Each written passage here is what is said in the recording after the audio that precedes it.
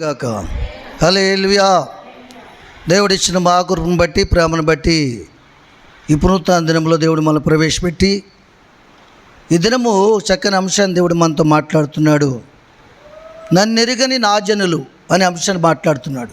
నన్నెరుగని నా జనులు. ప్రార్థన చేసుకుందాం. మహాపరిశుద్ధుడైన మా తండ్రి, ప్రేమ నమ్మకం కలిగిన ప్రభువానికి వందనాలు, స్తోత్రాలు. మరిగా అతని ప్రభు గడిచిన కాలం అంతా నీ కృపలో మమ్మల్ని భద్రం చేసి నీ బిడ్డలుగా తన ప్రభు మీరే మమ్మల్ని ప్రేమించిన ఆయన కాచి దాచి కాపాడి తన ప్రభు మరలా మీ పరిశుద్ధ స్థలం నిలవబెట్టిన విధానం కొరకు వందనాలు, స్తోత్రాలు. ఆత్మలో నీవి సన్నిధి నీది తన ప్రభు మాట్లాడే దేవుడు నువ్వు తండ్రి. నీవే మాట్లాడుతున్నావని గ్రహించే మనసును వరకు అనుగ్రహించండి. వినగలిగే చెవులు గ్రహించే మనసు వరకు దయచేయండి. నాతో కూడా మాట్లాడి నన్ను బలపరచండి నాయన. నేనేదో నిలవబడినంత మాత్రాన గొప్పవాడిని కాదు తండ్రి. దీనుడును దరిద్రుడును అయోగ్యుడును అపాత్రుని తన ప్రభువా, నీ బిడ్డల కొరకు నీ ఆత్మల కొరకు నాయన నువ్వు నిలబెట్టుకున్నటువంటి ఒక తన ప్రభువ పాత్రని తన ప్రభువ, ఈ పాత్రను మీరు వాడుకోండి. మీ పరిశుద్ధ అభిషేకంతో నింపండి. మీ జనులకు కావాల్సినటువంటి నాయన మీ మాటలు మీరు అనుగ్రహించి వాళ్ళని తృప్తిపరిచి బలపరిచి నాయన మీరే వారితో మాట్లాడి మీ స్వారూప్యంలోంచి తన ప్రభువ మీకు మీ ముఖకాంతులోంచి తన పరి మీరు మాట్లాడి బలపరచమని స్థిరపరచమని సిద్ధపరచమని స్థిరపరచమని నాయన సరిచేయమని కృప చూపించమని రాజ్యానికి వారసులుగా తీర్చిదిద్దమని యేసుక్రీస్తు శక్తిగల నామములో అడిగి వేడుకుంటున్నాను పరమ తండ్రి, ఆమేన్. ప్రియమైన దేవుని సంగమా, దేవుడు మనల్ని ప్రేమించి చక్కని అంశాన్ని దేవుడు మన జ్ఞాపకం చేస్తున్నాడు. నన్నెరుగని నా జనులు, నన్నెరుగని నా జనులు. ఈ మాట ఎవరు చెప్తున్నారంటే దేవాది దేవుడు, సర్వసృష్టికి చెందినటువంటి దేవాది దేవుడు ప్రభువైన క్రీస్తు ఏ జనుల కోసమైతే ఆయన ఈ లోకానికి వచ్చాడో, ఏ మనుషుల కోసమైతే తన ప్రాణాన్ని పెట్టాడో, ఏ మనుషుల కోసమైతే కొరడాలతో కొట్టించుకున్నాడో ఆయన, ఏ మనుషుల కోసమైతే ఆయన శిక్ష వహించాడో, ఏ మనుషుల కోసం పిడిగుద్దులు గుద్దించుకున్నాడో, ఏ మనుషుల కోసం ఆయన శిలువ మరణం పొందాడో, ఏ మనుషుల కోసం ఒక పరిశుద్ధుడైన దేవుడు పాపిగా మార్చబడ్డాడో, ఆ మనుషులు ఆ జనులు ఆయనను ఎరిగిన వారుగా ఉన్నారని నన్ను ఎరుగని నా జనులని ఆయనే ఆ జనుల కోసం సాక్ష్యం ఇస్తున్నాడు. ఇంకెంతకంటే దౌర్భాగ్యమైన పరిస్థితి మరొకటి ఉండదేమో అనుకుంటున్నాను నేను. దేవుని స్తోత్రం. ఎందుకంటే ఒక పిల్లల కోసం తల్లిదండ్రులు అడిగినప్పుడు, అమ్మ పలానా అబ్బాయి మీ అబ్బాయే కదా, పలానా అమ్మాయి మీ అమ్మాయి కదా, పలానా కాలేజీలో చదువుతుంది, పలానా అబ్బాయి పలానా దగ్గర జాబ్ చేస్తాడు కదా, మీ అబ్బాయి కదా, రెండోవాడు కదా అని ఒక తల్లిని కానీ తండ్రి కానీ ఇతరులు అడుగుతున్నప్పుడు వారిని నేను ఎరుగుతుని కానీ వారు మాత్రం నన్ను ఎరగరని ఆ తల్లి కానీ తండ్రి కానీ చెప్పింది అనుకోండి, ఆ పిల్లలకి విలువ ఉంటుందా? విలువ ఉంటుందా? ఉండదు. ఏంటి, కన్న తల్లే కన్న తండ్రే వారిని నేను ఎరగను ఎరుగుతును కానీ వారు నన్ను ఎరగరంటున్నారు ఏంటి, వాళ్ళని ఎరగలేదు గుర్తించలేదు అంటున్నారు ఏంటని విలువ ఉంటుంది వాళ్ళకి? ఉండదండి. ఈ దినాన్ని కూడా దేవుణ్ణి గుర్తించలేని దేవుని ప్రజలై ఉండి దేవుణ్ణి నమ్ముకుని దేవుని అది విశ్వాసం ఉంచి బాప్తిసం పొంది బాప్తిసంలో నిబంధన చేసి ప్రతి ఆరాధనకి నేను అటెండ్ అవుతానని సంఘంలో కార్యక్రమాల్లో నేను పాలుపంపులు పొందుకుంటానని నిబంధన చేసి దైవజనుని నమ్మించి దేవుని నమ్మించి పరలోక దూత సైన్య సమూహము చూస్తుండగా యోర్దాను నదిలో యేసుక్రీస్తు బాప్తిసం తీసుకున్న రీతిగా మీరు కూడా వైనతి అయినది అన్నటువంటి పీగన్నవరం గోదావరి నదిలో మీరు అందరూ కూడా బాప్తిసము తీసుకుని నిబంధన చేసుకుని దేవుని దగ్గర ఒక మాట ఒడంబిక చేసుకుని ఒప్పందం చేసుకుని ఈ దినాన మీరు దేవుని ఎరిగిన వారి వలె కొన్ని ఆరాధనలకు వచ్చి కొన్ని ఆరాధనలు రాకుండా దేవుని చిత్తాన్ని జరిగించకుండా ఇంకనూ సిద్ధాంతం దగ్గరికి వెళ్తూ ఇంకనూ ముహూర్తాలు పెట్టించుకుంటూ ఇంకనూ పెళ్ళిళ్ళకి ఏమండి ముహూర్తాలు పెట్టించుకుంటూ దైవజనుని చెప్పకుండానే ముందే కార్యక్రమాలన్నీ చేసుకుంటూ లోకానుసారంగా శరీరానుసారంగా జీవిస్తున్న వారైతే ఆత్మానుసారమైన జీవితం లేదు కనుక దేవుణ్ణి ఎరుగని ప్రజలని వారికి ముద్ర వేయబడుతుంది. దేవుని స్తోత్రం. ఎందుకంటే ఇక్కడ చెప్తున్నాడు కదా, నన్నెరుగని నా జనులు. నేను ఎరిగిన జనులే నన్ను ఎరిగిన జనులు అయిపోయారు. నేను ఎరిగిన జనులే నన్ను ఎరిగని జనులు అయిపోయారు అంటున్నాడు ఆయన. ఎందుకంటే నీ తల్లి గర్భంలో పడిన దగ్గర నుంచి కూడా, పిండముగా ఉన్న దగ్గర నుంచి కూడా నేను ఎరిగిన వాడిని చెప్తున్నాడు దేవుడు. చెప్తున్నాడా లేదా? కానీ మనము దేవుని సందులోకి వచ్చాక, దేవునితో నిబంధన చేసుకున్నాక దినాన ఆయన ఎవరో తెలియదన్నట్లుగా, ఆయన ఆరాధన గురించి మనకు తెలియదన్నట్లుగా, ఆయన నామాన్ని మహింపరచాలన్నటువంటి పరిస్థితి మాకు లేదన్నట్లుగా మనం ఎరిగిన వారి వరే జీవిస్తున్నాం. దేవుడు వేదన చెందుతున్నాడండి. ఏం చెందుతున్నాడు ఆయన? వేదన చెందుతున్నాడు. చూడండి, ఒక మాట జ్ఞాపకం చేస్తున్నాడు ఆయన. ఎందుకంటే దేవుణ్ణి ఎరిగిన వారైతే దేవుణ్ణి గణపరుస్తారు, దేవుని చిత్తాన్ని జరిగిస్తారు, దేవుడి దగ్గర చెప్పిన ప్రకారంగా జీవిస్తారు. Praise Lord. దేవుడి దగ్గర ఏదైతే చెప్పారో ఆ ప్రకారంగా జీవిస్తారు.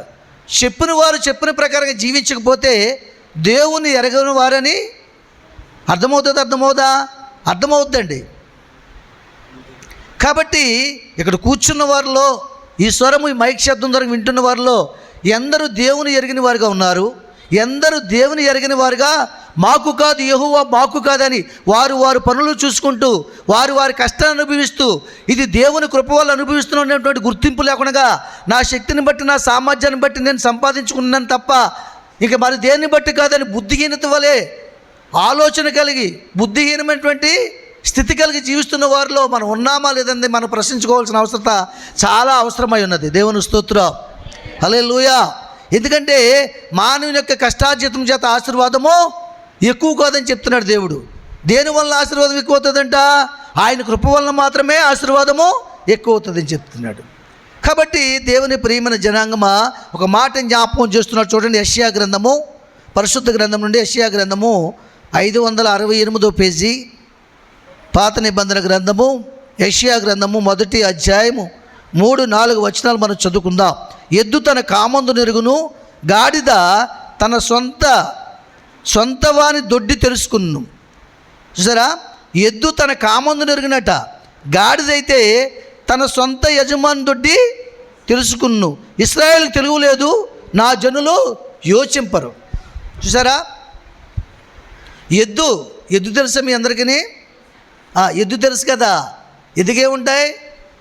ఎద్దుకేముంటాయమ్మా? నిలవబడడానికి 4 కాళ్ళు ఉంటాయి, వినడానికి 2 చెవులు ఉంటాయి, తినడానికి అరవడానికి నోరు నాలుక మనలాగా ఉంటుంది. అయినను కూడా దానికి ఏముందంటే తన యజమాని గుర్తించే అసలైన మనసు ఉంది. చెప్పలు కూడా దేవుని మహిమపరచండి. ఎద్దుకు మనం పెద్దగా విలువము, దాని చేత వెట్టి చాకరీ చేయిస్తాం, చేయకూడని పనులు చేస్తాం. అయినను సరే తనని ఆ యొక్క కుప్ప నూర్పులో, ఆ వరి నూర్పులో ఆ పంట తొలగొట్టడానికి యజమాడు కొడుతున్నప్పుడు కూడా మూతుకు కూడా చిక్కం పెడతాడు తినకుండానే. అవునా కదా? మూతుకు చిక్కం పెట్టి దానికి అదుపు చేసి కొన్ని రకాలు చేసి కర్ర పట్టుకొని ఆ కుప్ప అంతా నూరుస్తున్నప్పుడు ఏమవుతుంది? తిరగబడుతుందా? నేను చేయనని వెళ్ళిపోతుందా? కష్టపడుతుంది నేను కదా, నా మూతు కూడా కట్టేసావు, ఏం తినకుండానే నన్ను కొడుతున్నావు, తిరిగి నన్ను గద్దిస్తున్నావు, బుద్ధి చెప్తున్నావు, నేను తొక్కనని వెళ్ళిపోతుందా? వెళ్ళడానికి అవకాశం ఉందా లేదా? దానికి అక్కడ కాళ్ళు కట్టలేదు కదా, వెళ్ళడానికి అవకాశం ఉందా లేదా? అవసరమైతే ఓ తన్ని ఎడంకోలతోటి పరిగెట్టుకుని వెళ్ళిపోతుంది. అవునా కదా? కానీ ఎందుకు వెళ్ళడం లేదు తెలుసా? దాని తల్లి గర్భంలో దగ్గర నుంచి కూడా దాని కాళ్ళు గోడ్లు పిడికి, దాని ముక్కు పిండి, తల్లి కన్నా వెంటనే దాన్ని తీసుకొచ్చి నిలవబడి స్థితిలో ఉన్నప్పుడు ఎత్తుకుని ఒక పాకలో తీసుకొచ్చి ఒట్టిగడ్డి పరిచి ఆ ఒట్టిగడ్డి మీద పెట్టి మరలా తల్లి దగ్గరికి వెళ్ళి పాలు తాగడానికి ఓపిక చాలా పోతే తల్లి దగ్గరికి ఎత్తుకుని తీసుకెళ్ళి ఆ తల్లి స్తనములకు తగిలించి తన మూతిని పాలు త్రాగునట్టుగా చేసి దాన్ని ఎద్దుగా ఇంత స్థితికి తీసుకొచ్చాడు అతను. అవునాక చెప్పండి. ఆ ఒక్క విశ్వాసంతో తన కామందు నెరిగి తనని విసిగించకుండా తన పని తలపెట్టిన కార్యాన్ని సంపూర్ణతలో తీసుకొస్తుంది. ఎద్దు మనలాగా మాట లేదు, దానికి తెలివి లేదు. మనుషులు కూడా తెలివితేటలు వాళ్ళకు ఉండవు. మనలా దాచుకునే బుద్ధి లేదు వాటికి. మీకు అర్థమవుతుందా? మనలా స్వార్థం లేదు. కానీ యజమాని చిత్తాన్ని గుర్తించే మనసు ఉంది, యజమానుని ప్రేమను గుర్తించే మనసు ఉందండి. మరి ఆత్మీయ జీవితంలో నువ్వు దేవుని దగ్గరికి ఎలాగొచ్చావు, నువ్వు ఏ స్థితిలో వచ్చావు, ఏ రోగంతో వచ్చావు, ఏ సమస్యతో వచ్చావు, ఎటువంటి ఇబ్బందులు వచ్చావు, ఎంత పేదరాలుగా వచ్చావు, తినడానికి అన్నం ఉండి వచ్చావా, అన్నం లేకుండా వచ్చావా, కట్టుకోవడానికి వస్త్రం ఉండి వచ్చావా, వస్త్రం లేకుండా వచ్చావా?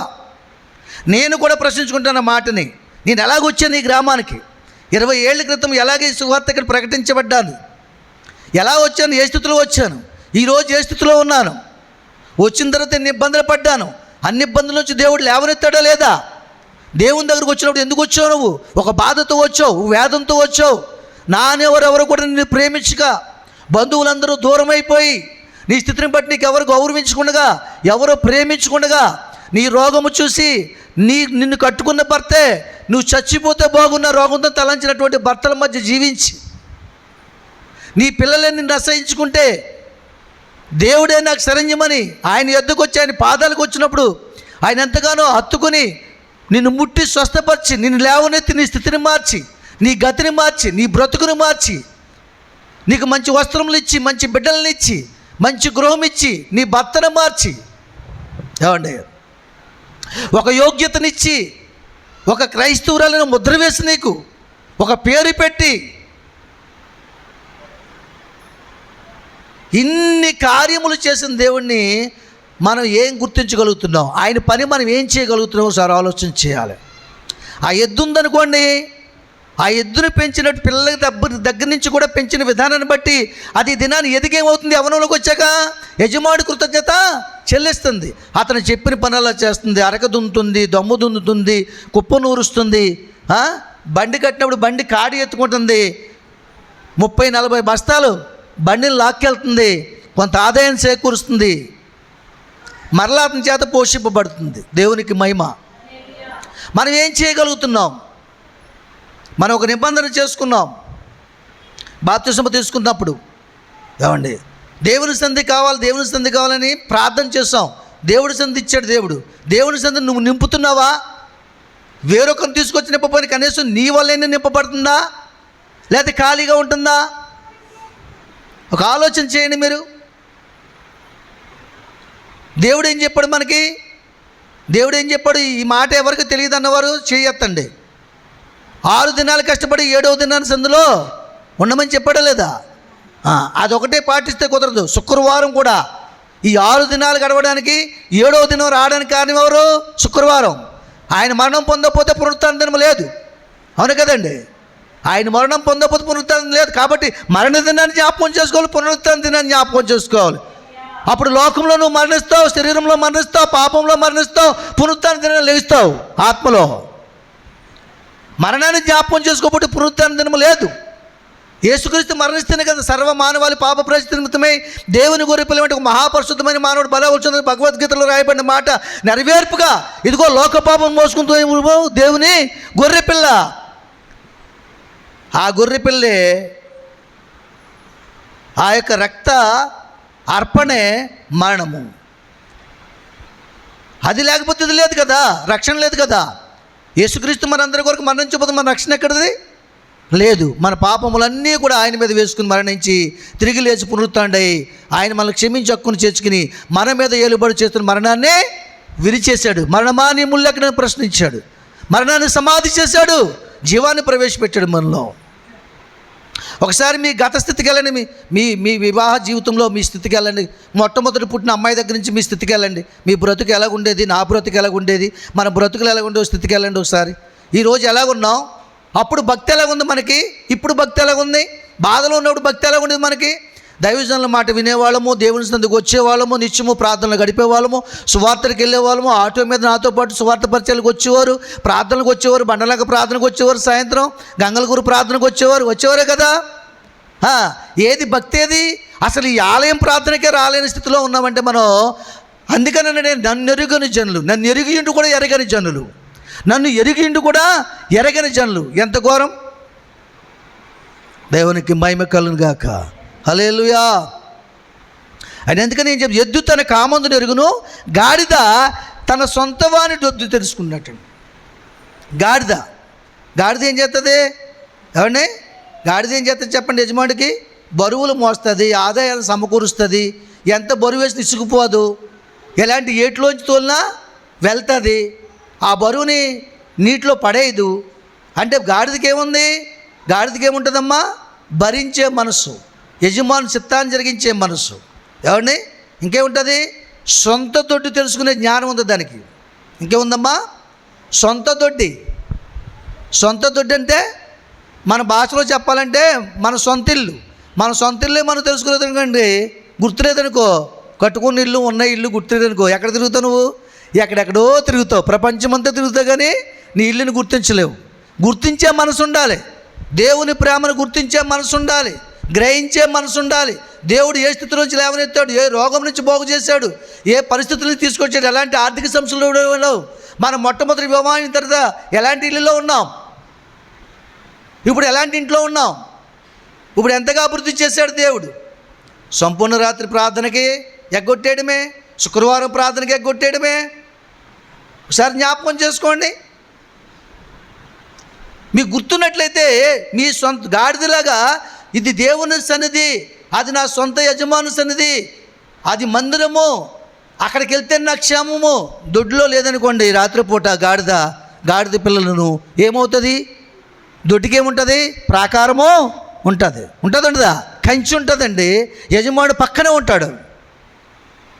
అదే బయట ఉందనుకోండి, పులులు, సింహాలు ఏమవుతాయి? తిని చంపేస్తాయి. అట్లా నీకు ఎక్కడ రక్షణ తెలుసా? ఎక్కడ సేఫ్టీ తెలుసా? ఎక్కడ నెమ్మది తెలుసా? ఎక్కడ ఆనందమో తెలుసా? నీకు ఎక్కడ నీ మనసుకి శాంతి తెలుసా? ఈ యొక్క సంఘం అనేటువంటి ఈ యొక్క ప్రాకారంలోకి, దొడ్డులోకి వస్తేనే, యజమాను చెంతను ఉంటేనే నీకు క్షేమం. ఒకవేళ ఈరోజు నీవు సంపాదించుకున్న సంపదను బట్టి, నీకున్న ఆస్తిని బట్టి, నీకున్నటువంటి స్తోమతను బట్టి చాలా నెమ్మదిగా ఉన్నాను అనుకున్నావేమో, ఒక మార్గం మన దృష్టికి యథార్థంగా కనబడుతుందంట, తుదకి మరణానికి దారి తీస్తుందట అని వ్రాయబడి ఉందా లేదా? వాక్యము వ్రాయబడి ఉందా లేదా? సంసోనికి దెలీలా మార్గం చాలా చక్కగా కనబడ్డది, కానీ తుదకి ఎక్కడ తీసుకెళ్ళింది? ఫిలిష్తీయుల చేతిలో కుక్క చావు చచ్చినట్టుగా చేసిందా లేదా? కాబట్టి ఆ టైంకి తల్లిదండ్రుల మాట లెక్క చేయలేదు, దేవుని మాట కూడా లెక్క చేయలేదు.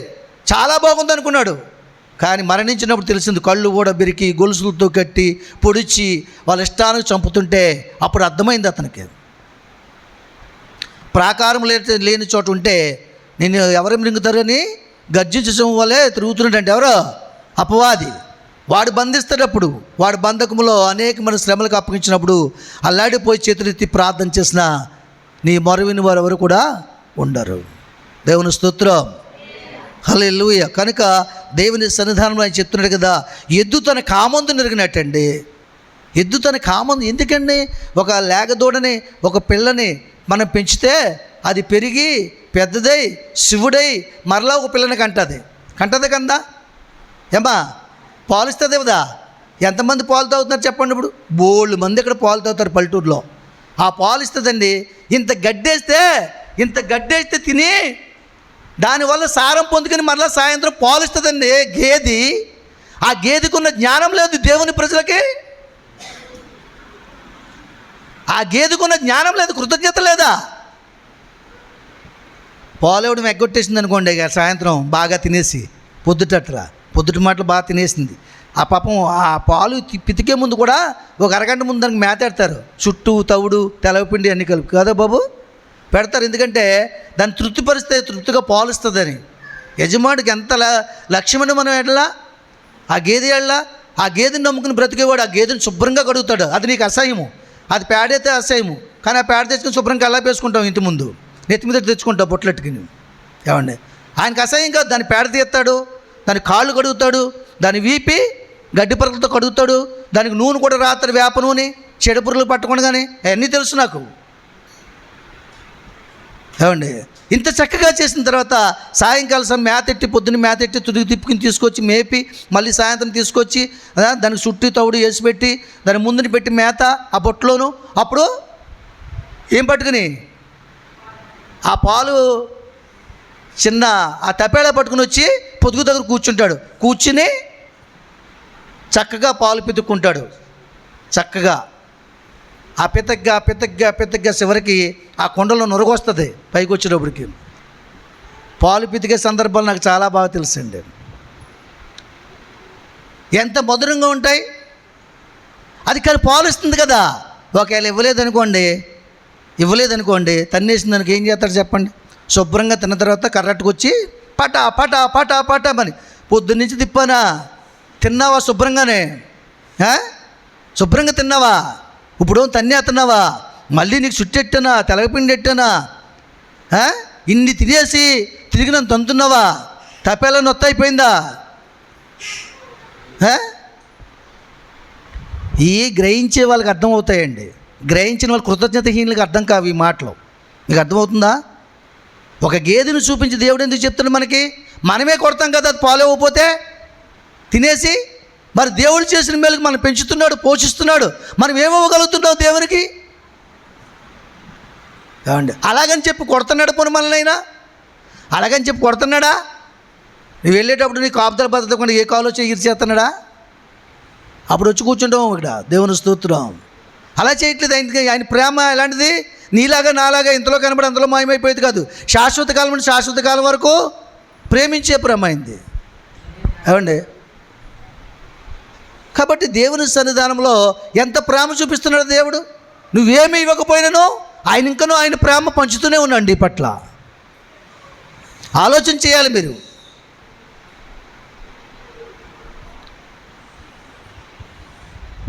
పనులు ఎప్పుడూ ఉంటాయండి మనిషికి, కానీ దేవుని సన్నిధి ఒకప్పుడు మాత్రం ఉంటుంది. ఈరోజు దొరికిన వాక్యం రేపు దొరకదు, రేపు దొరికిన వాక్యం ఎల్లుండా దొరకదు. ఎందుకంటే మనం దేవుని ప్రజలమై ఉన్నాం కాబట్టి దేవుని ఎడల కృతజ్ఞత కలిగి ఉండాలి. ప్రతి ఆరాధనకి రావాలి. ప్రతి ఆరాధన మీకు అడిగే పెట్టాను కదా. శుక్రవారం సాయంత్రం మాకు రాత్రులు రాలేకపోతున్నాం, పాములు వచ్చేస్తున్నాయి, దెయ్యాలు వచ్చేస్తున్నాయి కూడా అంటే పగలెట్టగా వేరే డ్యూటీలకు వెళ్ళిపోయారు మీరు. ఎవరెవరు ఏ డ్యూటీలకు వెళ్ళిపోయారో సార్. నా డ్యూటీ మాత్రం మానలేదు నేను. ఎందుకంటే నాకు తప్పదు కదా. మీకోసం ప్రార్థన చేయడం తప్పదు, ఇక్కడ ఒక్కరు వచ్చినా ఇద్దరు వచ్చినా ఆరాధన జరిగించడం తప్పదు. దేవుడు నాకు లెక్క అడుగుతాడు అని భయం ఉంది కాబట్టి. ఏమండి? ఆలోచన చేయండి.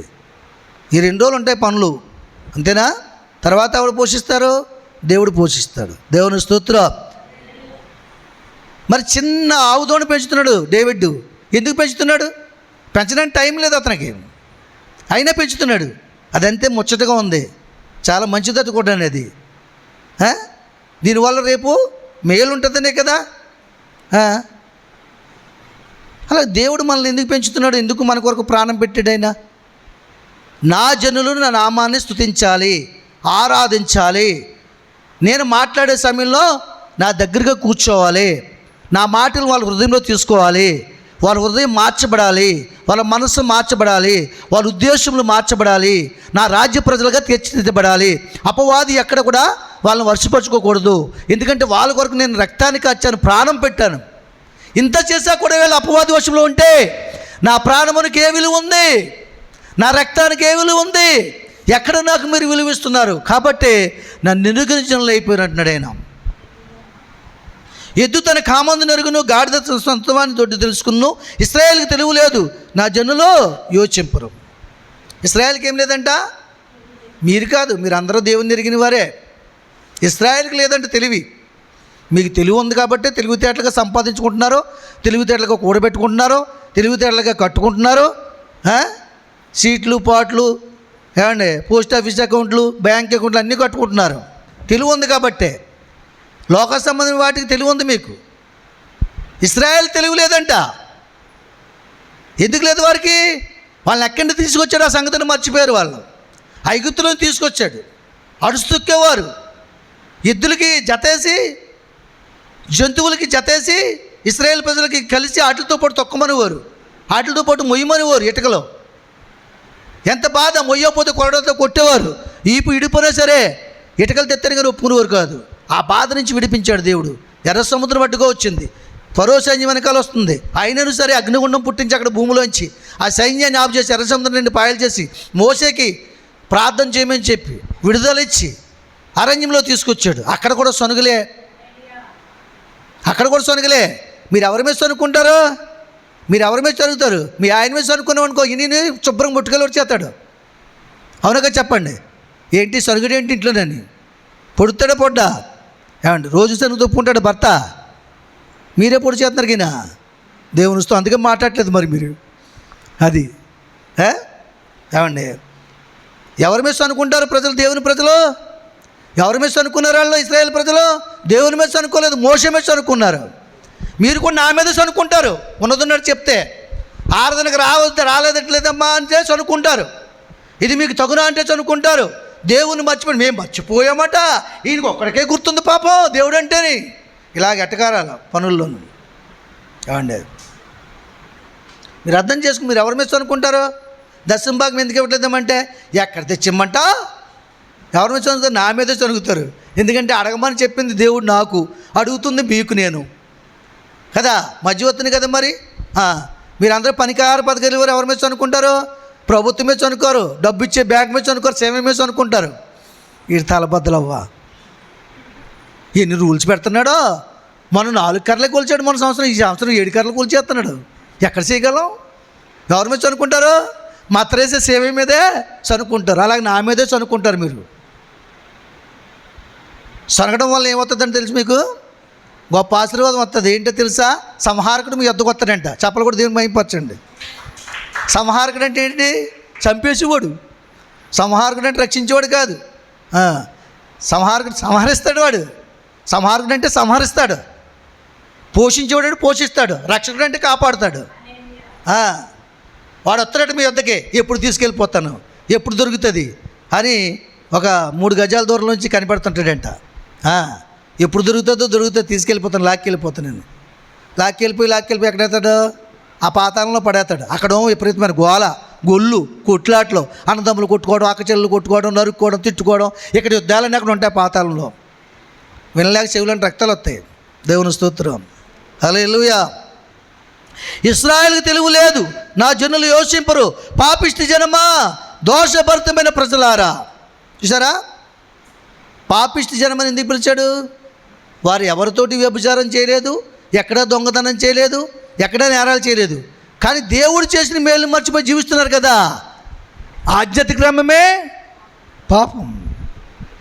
కాబట్టి వారిని ఏం పిలిచాడు? మొదట్లో ఇశ్రాయేలు అని పిలిచాడు. ఇశ్రాయేలు అంటే అర్థం ఏంటి?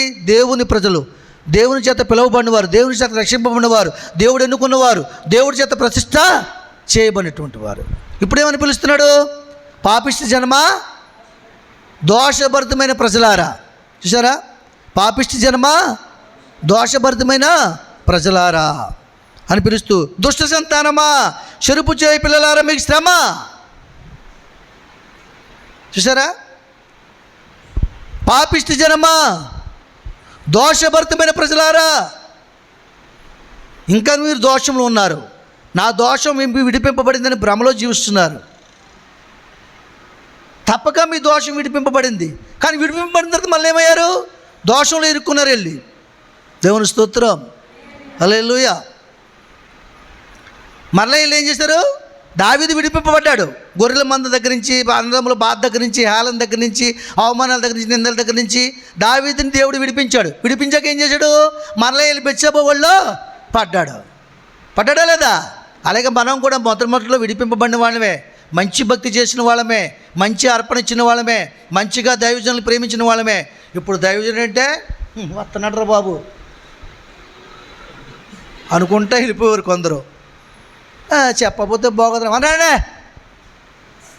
అదా ఏమండి? అయ్యగారు వందనాలండి. ఎందాక వెళ్తున్నారు? ఏంటండి ఎలా ఉన్నారు అమ్మగారు? పరిస్థితులు ఎలా ఉన్నాయి? కాలు ఎలాగుందని అడగలేదు ఇప్పుడు వచ్చి. మంచి ప్రజలు మీరు. దేవుని స్తోత్రం. హల్లెలూయా. అదే మేము అడగలేదు అనుకోండి, దేవుడు ఒప్పుకోడు, మీరు ఒప్పుకోరు. మీరు ఎవరితో చెప్తే సమాజం ఒప్పుకోదు. మీరు ఒక్కరితో చెప్తే ఆ సమాజపు వాళ్ళు 100 మంది చెప్తారు. అవునగా చెప్పండి. కాబట్టి దేవుని సన్నిధానంలో ఆయన ఏమంటాడంటే, దోషభరితమైన ప్రజలారా. మొట్టమొదటి నా ప్రజలే, కానీ ఇప్పుడు దోషాన్ని బట్టి మీరు వేరే అయిపోయారని చెప్తున్నాడు. చెప్తూ ఇశ్రాయేలు తెలివి లేదు, జనులు యోచి పాపిష్టి జనమా, దోషభరితమైన ప్రజలారా, దుష్సంతనమా, చెరుపు చేయి పిల్లలారా మీకు శ్రమ. ఎక్కడి నుంచి అయితే తీసుకొచ్చాడు ఆయన? ఎక్కడి నుంచి తీసుకొచ్చాడు చెప్పండి? శ్రమలోంచి తీసుకొచ్చాడు. అవునా? ఇబ్బందుల కొలుములో తీసుకొచ్చాడు, వేదనలో తీసుకొచ్చాడు. ఏమండి, ఎంత సంపాదించుకున్నా మనకేం లేదు చెప్పండి. మేము నెమ్మదిగా ఉన్నాం, మేము ఆనందంగా ఉన్నాం, నాకే బాధ లేదని వాళ్ళు చేయొద్దండి. ఏమండి, మాకే బాధ లేదన్న వాళ్ళు. ప్రతి ఒక్కరికి బాధ ఉంది ఇక్కడ. ఎందుకుంది? ఇదే కారణం. మీకు శ్రమ అని చెప్తున్నాడు ఆయన. ఆయన మాట అబద్ధమేం కాదు. ఏం చెప్తున్నాడు ఆయన? మీకు శ్రమ. ఇశ్రాయేలు యొక్క ఎందుకు చెప్తున్నాడు మాట? వారు యెహోవాను విసర్జించున్నారు, ఇశ్రాయేలు యొక్క పరిశుద్ధ దేవుని దూషింతురు, ఆయనను విడిచి తొలగిపోయి ఉన్నారు. దేవుని స్తోత్రం. మేము ఆయనతో ఉన్నాం, ఆయన ఎరిగి ఉన్నామంటే అర్థమేంటి? ఏమండి, మేము ఆయనతో ఉన్నాం, ఆయన ఎరిగి ఉన్నామంటే అర్థమేంటి తెలుసా? ప్రతి ఆరాధనలో నీ ప్రార్థన ఆయనకి వినపడాలి. ప్రతి ఆరాధనలో ఆయన మాట నీ హృదయంలో చొచ్చుకోవాలి. ఆ ఆరాధనలో మాట్లాడే మాటలు తీసుకెళ్ళి నీ బిడ్డలకి చెప్పాలి. నీ కుటుంబంలో వాటిని బట్టి ప్రార్థన చేయాలి. చేయలేదా? తొలగిపోయారే లేదు? ఇప్పుడు మీరు తొలగిపోయారు లేదు? మీరే ప్రశ్నించుకోవాలి. నేను తొలగిపోయిన లేదు, నేను ప్రశ్నించుకోవాలి. ఒక ఆరాధనకు రాలేనంత మాత్రాన తొలగిపోయినట్లా అనొచ్చు మీరు. కానీ ఇంకా మీరు మీ ఆత్మలో ప్రశ్నించుకుంటే ఎంతమంది దగ్గర సరస్వతి పలికారో వారం రోజుల్లో, ఎంతమంది దగ్గర అబద్ధాలు ఆడారో, ఎంతమంది దగ్గర ఏమేమి చేస్తారో చేసుకుంటే కొన్ని వందల లెక్క ఉంటాయి. దేవుని స్తోత్రం. హల్లెలూయా. కనుక నేను ఏం చెప్తున్నాడంట? మరి ఆయన చెప్తున్నాడు కదా, ఇశ్రాయేలుకు పరిశుద్ధ దేవుని దూషితుడి, వారు యెహోవాను విసర్జించున్నారు, ఆయనను విడిచి తొలగిపోయి ఉన్నారు. సరే, ఆయనను విడిచి తొలగిపోయి ఉన్నారు. ఇప్పుడు సంసోను చూసుకుందాం. సంసోను దేవుని చిత్తాన్ని జరిగించడానికి, ఇశ్రాయేల్ ఫిలిష్తీయుల ప్రజలను ఓడించడానికి, ఇశ్రాయేల్ ప్రజలకి విమోచన కలిగించడానికి, ఇశ్రాయేల్కి ఫిలిష్తీయులకి మధ్యన ఒక మధ్యవర్తిగా దేవుడు ఏర్పరచుకుని అన్నా గర్భం నుంచి, వాళ్ళ తల్లిదండ్రుల గర్భం నుంచి రప్పించడం లేదా? రప్పించినప్పుడు ఇది ఏం చేశాడు? తల్లిదండ్రుల మాట లోబడుకోకుండా తన శరీర కోరికను నెరవేర్చుకుని దేవుడి నామాన్ని దూషించాడే లేదా? దూషించాడండి. హల్లెలూయా. కాబట్టి ఇక్కడ చెప్తున్నాడు కదా, ఎందుకు దూషిండంటే ఆయన నిబంధన నుంచి తొలగిపోయాడు. ఆయన నిబంధన కూడా ఇశ్రాయేల్ మరి ఫిలిష్తీయుల ప్రజలకి చెప్పి బంధింపబడ్డాడు. దేవుని స్తోత్రం. హల్లెలూయా. కనుకనే చెప్తున్నాడు అనమాట. ఆయన ఏమంటాడంటే, దుష్ట సంతానమా, చెరుపు చేయ పిల్లలారా, మీకు శ్రమ, ఇశ్రాయేలుకు పరిశుద్ధ దేవుని దూషింతురు, ఆయనను విడిచి తొలగిపోయి ఉన్నారు. దేవుని స్తోత్రం. దూషించడం అంటే అర్థం ఏంటంటే, మనం ఆయనను గూర్చి చెడ్డ చెప్పడం కాదు, లేకపోతే ఆయనను గూర్చి ఎవరి దగ్గరైనా మోసకరమైన పనులు చేయడము, ఇవన్నీ కాదు. కానీ ఆయన ఏదైతే చెప్పాడో ఆ ప్రకారంగా జీవించకపోవడమే శ్రమకు కారణం, దోషణకు కారణము. ఏమండి, కనీసం ఒక ఆరాధన కాకపోతే ఒక ఆరాధన కన్నా రావాలా వద్దా? మీరు ప్రార్థన పెట్టమన్నప్పుడు మరి అన్ని ఆరాధనలు రాకపోతే మీరు తొలగిపోయారా, నిల్చున్నారా? ఏమండి, ప్రతి ఒక్కరి సంఘంలోనూ ఒక బిరుదు ఉంటుందండి. ఆదివారపు క్రైస్తవులు అని ఉంటుంది. క్రైస్తవులు ఎంతమంది ఉన్నారో తెలుసా? వేషధార క్రైస్తవులు, ఆదివారపు క్రైస్తవులు, గుడ్ ఫ్రైడే క్రైస్తవులు, ఈస్టర్ క్రైస్తవులు, క్రిస్మస్ క్రైస్తవులు, వేషధార క్రైస్తవులు, నిజమైన క్రైస్తవులు. ఎన్ని ఉన్నాయి? ఏమండి, ఎన్ని ఉన్నాయి చెప్పండి? 7 రకాల క్రైస్తవులు ఉన్నారు. చెప్పమంటారా? వేషధార క్రైస్తవులు, నిజమైన క్రైస్తవులు, ఆదివారం క్రైస్తవులు, ఇంకా క్రిస్మస్ క్రైస్తవులు, ఈస్టర్ క్రైస్తవులు, ఇంకా ఈస్టర్ క్రైస్తవులు, క్రిస్మస్ క్రైస్తవులు, గుడ్ ఫ్రైడే క్రైస్తవులు. 7 అయ్యారు లేదా? అయ్యారండి. నిజమైన క్రైస్తవులతో 8 సంపూర్ణం అవుతుంది. దేవుని స్తోత్రం. హల్లెలూయా. కాబట్టి ఏ గుంపులో ఉన్నామో మనం లెక్కేసుకోవాలండి. సూర్యోదయం మొదలుకొని సూర్యాస్తమయం కూడా ఆయన నామము స్తుతింపదగింది, సన్నుతింపదగిందని దావీదు జ్ఞాపకం చేస్తున్నాడు. కాబట్టి దేవుని సన్నిధానం మనం ఏమైనా మనం జ్ఞాపకం చేసుకోవాలి. నన్నెరుగని జనులు, నిన్ను తల్లి గర్భంలోంచి ఎరిగిన దేవుణ్ణి నీవు ఎరుగని జనాంగంగా మలచబడ్డావు, తొలగిపోయావు అని దేవుడు జ్ఞాపకం చేస్తున్నాడు. సంఘం ఎలాగ అభివృద్ధి అవుతుందండి? సంఘము ఏమీ అభివృద్ధి అవ్వలేదు. పాస్టర్ గారు చాలా పెద్ద మందిరం కట్టారు, లేకపోతే పాస్టర్ గారు చాలా ప్రయాసపడుతున్నారు, అతను డబ్బు అంతా ఖర్చు పెట్టి ఇవి చేయిస్తున్నారు, గిబ్బోర్డులు అన్నీ, ఇతని ప్రయాస వ్యర్థము అని మీకు తలంపు రావచ్చు. సంఘం ఎలాగ అభివృద్ధి అవుతుంది అన్నటువంటి మనుషులే ఆరాధనకు రావట్లేదు. ఇప్పుడు ఎవరో నన్ను అనుకోకండి, అర్థమవుతుందా? ఎంత చేసిన సంఘం అభివృద్ధి అవుతుంది, నువ్వు వస్తే కదా అభివృద్ధి అవుతుంది. ఇప్పుడు ఆ గేదె పిల్లను ఆవు పిల్లని పెంచుతున్నాడు, అది ఎదిగి మరొక పిల్లని పెడితే కదా అభివృద్ధి అవుతుంది, యజమాడికి అభివృద్ధి అవుతుంది, అంతే కదా. ఇచ్చినంచే పాలు ఇస్తుంది, ఈయన తర్వాత కూడా పాలు ఇస్తుంది, పిల్లని ఇస్తుంది, పాలు ఇస్తుంది. అబ్బా ఎంత మేలు. నిజం చెప్పాలంటే మన జీవితంలో మన దేవుని విషయాలు దేనికి పనికిరావు తప్ప, జంతువులు కూడా, గేదెలు ఆవులు కూడా ఏది వేస్ట్ కాదు తెలుసా. నీకు నాకు అసహ్యమన్నా దాని తాలూకా యూరిన్ తీసుకుని నెత్తి మీద పోసుకునే వాళ్ళు ఉన్నారు, కొంతమంది ఉన్నారా లేరా? ఏమండి, దాని పేడని పట్టుకెళ్ళి ఎరివేసుకుంటారు, అది చనిపోతే మటన్లాగా అమ్ముడైపోతుంది. ఇప్పుడు ఏమని చెప్పండి, దాని రక్తాన్ని పాలుగా మార్చేస్తుందండి. నేను అలా కూడా చేయమంటలేదు కదా దేవుడు, నీ కష్టాన్ని నువ్వు తినకుండా ఇమ్మంటలేదా దేవుడు. కొద్దిగా మేత తిని ఏం చేస్తుంది, తన రక్తాన్ని పాలుగా మార్చి యజమానికి న్యాయం చేస్తుందండి.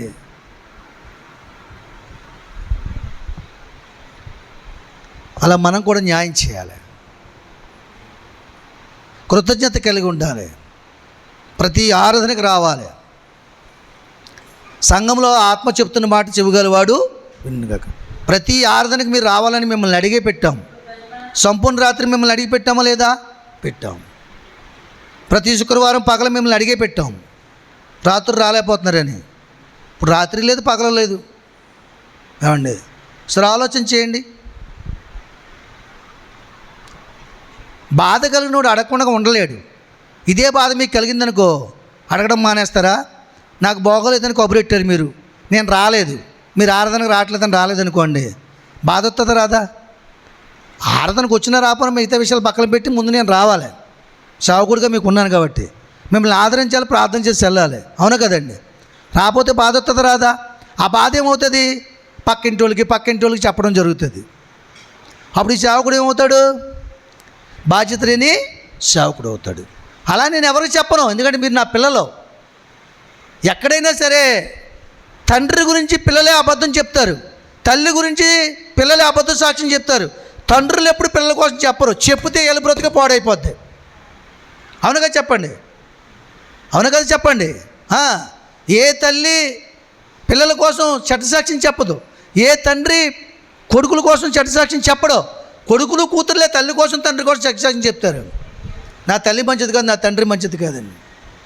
దీన్ని బట్టి ఆత్మ సంబంధమైన పిల్లలు కూడా అలాంటి వారిని నమ్మడానికి వీలుంది. దేవుని స్తోత్రం.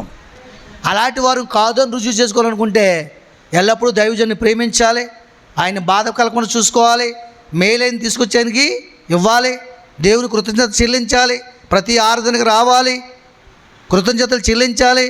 వారి చేతిలో చెయ్యి, వారి చేయి బరువుకుంటే ఆ చెయ్యిని ఎత్తిపట్టుకోవాలి, వారి అవసరతలు ఉంటే అవసరతను తీర్చాలి, వాళ్ళని ఆదరించాలి, ఓదార్చాలి.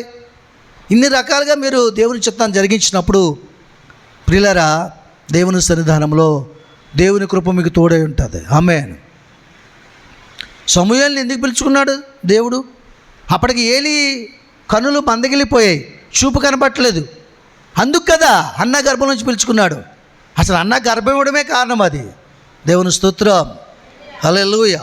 కనుక దేవుని సన్నిధానంలో మనం ఏమై ఉన్నామో, దేవుని ఎరిగని ప్రజలుగా ఉన్నామా, దేవుని ఎరిగిన పిల్లలుగా ఉన్నామా అన్న ప్రశ్న మనం ఎవరికి వారు ఆలోచించవలసిన అవసరత చాలా ఉన్నది. ఎందుకంటే దేవుని సందర్భం నిర్లక్ష్యం చేయొద్దు. నువ్వు ఏదైనా నిర్లక్ష్యం చేయి, దేవుడు తప్పితే నీకు దిక్కేది లేదు ఇక్కడ భూలోకంలో, తెలుసా? ఏ స్థితిలో అయినా సరే ఈరోజు ఉంటుంది ఈ స్థితి, రేపు మారిపోద్ది. అయినా దేవుడు నిన్ను పోషిస్తాడు. ఈరోజు నీ పిల్లలు నీతో నిబంధన చేస్తారు, ఎవరికి వాళ్ళు దారిలో తీసుకుని వెళ్ళిపోతారు వివాహాలు అయిన తర్వాత. కానీ దేవుడు నిన్ను విడిచిపెట్టడు, సంఘం నిన్ను విడిచిపెట్టదు, తెలుసండి? భూలోకంలో అందములకు విరోధం కలిగితే వాడికి మాకు సంబంధం లేదు, మా గురించి చెప్పొద్దు మా దగ్గర వాడి గురించి అంటారు. కానీ సంఘం నీ వెనకాల వస్తుంది. ఎస్, ఇది ఎడబాసిపోని బంధం, ఇది క్రీస్తు యేసు బంధము. ఏమండి, మర్చిపోలేని బంధం ఇది, మరువని బంధం ఇది, నిజమైన స్నేహం ఇది, అన్యోన్యమైన సహవాసం కలిగి జీవించే స్నేహము. కాబట్టి ఎప్పుడు కూడా దేవుని సన్నిధిని మనం నిర్లక్ష్యం చేయకూడదు. ప్రతిరోజు బైబిల్ చదవాలి, ప్రతిరోజు ప్రార్థన చేసుకోవాలి. దినమున కనీసం ఉదయము సాయంత్రమున చేసుకోవాలి. 3 మార్లు చేసుకుంటే మరీ మంచిది. ప్రతిరోజు బైబిల్ చదవాలి. నీకు బైబిల్ చదవడం రాకపోయినా బైబిల్ అలా తెరిచి ఒక 10 నిమిషాలు దానికి చూస్తే చాలు, నువ్వు దేవుని కృపనికి తోడే ఉంటుంది. ఆమేన్. కాబట్టి బైబిల్ చదివిన వారు చదివినట్టే ఉంటారు, ఆరాధనకు వచ్చిన వారు వచ్చినట్టే ఉంటారు, ప్రార్థన చేసేవారు చేసినట్టుగానే ఉంటారు. ప్రార్థన చేసేవారు ప్రార్థన చెప్పామనుకోండి చేయమని టక్మని చేస్తారు, ప్రార్థన చేయలేని వాళ్ళకి ప్రార్థన చేయమని చెప్పామనుకోండి అలాగే ఉండిపోతారు. అని చెప్పానని మరొకరికి ఇవ్వాలి, మళ్ళీ నేను చేయడం రాదని కూడా చెప్పరు. అవునుగా చెప్పండి. కారణం ఏంటి? చేయట్లేదు కాబట్టి. బైబిల్ చదివిన వాళ్ళు తప్పులు చదువుతారు, ఖచ్చితంగా చెప్తున్నాను నేను. రోజు బైబిల్ చదివిన వాళ్ళు తప్పులు చదువుతారు. ఆ డిగ్రీ చదివినా సరే, బిఏ చదివినా సరే తప్పులే చదువుతాడు. రోజు బైబిల్ చదివినవాడు ఏమీ చదవకపోయినా 3వ తరగతి చదివినా తప్పు చదవడా. నా చదువు ఎంత తెలుసు మీకు? 7వ తరగతి ఫెయిలు. ఎంత నా చదువు? 7వ తరగతి ఫెయిలు. కానీ దేవుడిచ్చిన జ్ఞానాన్ని బట్టి కలెక్టర్తో మాట్లాడతాను, కమిషనర్తో మాట్లాడతాను, డిఎస్పీతో మాట్లాడతాను, ప్రధానమంత్రితో మాట్లాడతాను అవసరమైతే. ఆ ఛాన్స్ నాకు వస్తే యేసుక్రీస్తు గురించి, ఈ లోకం గురించి కాదు. దేవుని స్తోత్రం. హల్లెలూయా. కనుక అభ్యాసం చేయాలి. ప్రార్థన చేసుకోగా ఫలితాన్ని పొందుకుంటాం. వాక్యము చదవగా దాని రుచి ఎరుగుతాం. సన్నిధికి రాగా విడుదల పొందుకుంటాం. ఇది సత్యం. దేవునికి వేరుగా నువ్వు ఏమీ చేయలేవు. ఇంకా చాలా వాక్యం ఉంది. ఇశ్రాయేలు ప్రజలు 40 రోజుల్లో ప్రయాణం చేయవలసింది 40 సంవత్సరాల అరణ్యంలో మగ్గిపోయారు.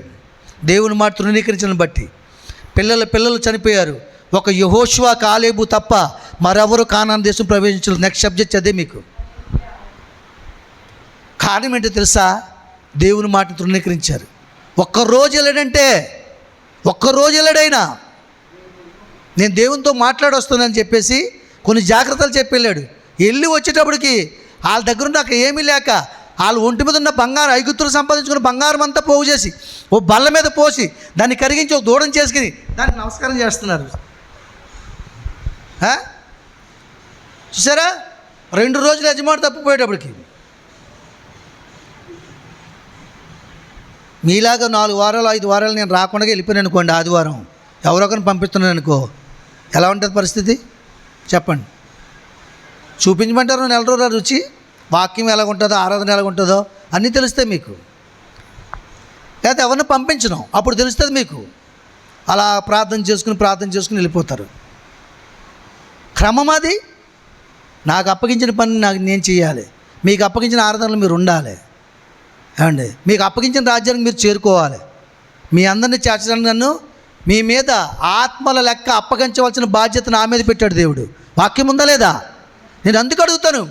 లేకపోతే మీరు వస్తే నాకేంటి, రాకపోతే నాకేంటి అనుకుంటే ఊరుకుంటాడా? కొరడా గులిపించి మరీ కొడతాడు నన్ను. నువ్వు అడగవలసిన అధికారాన్ని నీకు ఇచ్చాను, ఆ వాక్యాన్ని నీకు ఇచ్చాను. ఆ వాక్యమనే ఆయుధాన్ని నీకు ఇచ్చాను కదా. అడగవలసిన బాధ్యత ఉంది, సరిచేయవలసిన బాధ్యత నీకు ఉంది కదా. నువ్వును కూడా వాళ్ళతో మోసగాడు అయిపోయావా? నువ్వును కూడా వాళ్ళతో తొలగిపోయేవాడు అయిపోయావా? నువ్వు కూడా పాపిష్టి జన్మలో కలిసిపోయావా? నన్ను అడగడా దేవుడు? ఏమ్మా అడుగుతాడు, అడగడా? మీ పిల్లలు ఎప్పుడూ వెళ్ళిపోతున్నారు స్కూల్కి. ఆజను బట్టి 15,000 లాగేసుకుంటారు ప్రతి సంవత్సరం మీరు. కానీ ఏ సంవత్సరం పాస్ అవ్వట్లేదు. మాస్టర్ గారిని అడుగుతారా? ఏ అమ్మ 15,000 వస్తుంది కదా, ఇంకెందుకు నన్ను అడుగుతున్నావు అంటే ఒప్పుకుంటారా? 15,000 వస్తే నీకు 1,50,000 వస్తుంది కదా జీతం. చదువు ఎక్కడ చెప్తున్నావు నువ్వు? మా పిల్లడు ఏ సంవత్సరం పాస్ అయ్యాడు? ఈ 15,000 కోసం పంపుతారు. రేపు పొద్దున్న జీవితం అంతా కూడా బడిలో ఉంచి 15,000 ఇచ్చి పంచుదావా నువ్వు అని అడగవా? అడుగుతారా? అయ్యి బాబాయ్ అడగరా? అడుగుతారు. అడగటమే కాదు, అవసరమైతే 4 సపోర్ట్ తీసుకెళ్ళి తలకోట వేస్తారు అవసరమైతే. దేవుని స్తోత్రం. హల్లెలూయా. కాబట్టి దేవుని సందులో ప్రతిదానికి లెక్క అడుగుతాడు. మీరు ఆరాధనకు రాపోనా ఒక దినము లెక్క అడుగుతాడు. అప్పుడు చెప్పాలి మీరు. నేనే సంఘ పరిచర్య చేయబోయి నాకు కూడా లెక్క అడుగుతాడు. ఒక్క వారం ఒక వారం ఆపరేషన్ అయిన రోజు మంచం మీద ఉంటే నా ప్రాణం అల్లాడిపోయింది. ఒక వారం కరోనా వచ్చినప్పుడు ఉన్నాను, ఒక వారం కాలు ఇరిగిపోయినప్పుడు ఉన్నాను. తర్వాత 20 సంవత్సరాలు ఎప్పుడు కూడా నేను ఆరాధనకి ఒక వారం మా అమ్మ చనిపోయింది 3 వారం వచ్చినప్పుడు వైజాగ్ నుంచి. అప్పుడు ఈ 3 వారాలే 20 సంవత్సరాల్లో. చెప్పలు కూడా దేవుని మహిమపరచండి.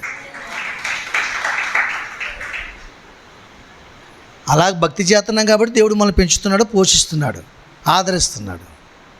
ఏమండి? కాబట్టి దేవుని సందులో వాక్యాన్ని నిర్లక్ష్యంగా విన్నా, దేవుడు మీకు బుద్ధి చెప్తున్నాడు దాన్ని పట్టించుకోకపోయినా, ఏమండి, సరి చేసుకోకపోయినా దానివల్ల వచ్చే శిక్ష మనమే అనుభవించాలి. ఆమేన్. అది కాబట్టి ప్రశ్నించుకుని భక్తి చేయండి. కేవలం భక్తులే నాకు ఇష్టలు, వారే నాకు శ్రేష్ఠులు అని దేవుడి వాక్యం సెలవిస్తుంది. యెహోవా భయభక్తులు గల నిమిత్తం ఆయన దాచించిన మేలు ఎంతో గొప్పదట. ఆ మేలే పరలోక రాజ్యం, ఆ మేలే ఆత్మ విడుదల, ఆ మేలే సకల బాధల నుంచి విమోచన, ఆ మేలే నెమ్మది, ఆ మేలే సంతోషం. దేవుడి మాటలు దీవించును గాక. ఆమేన్.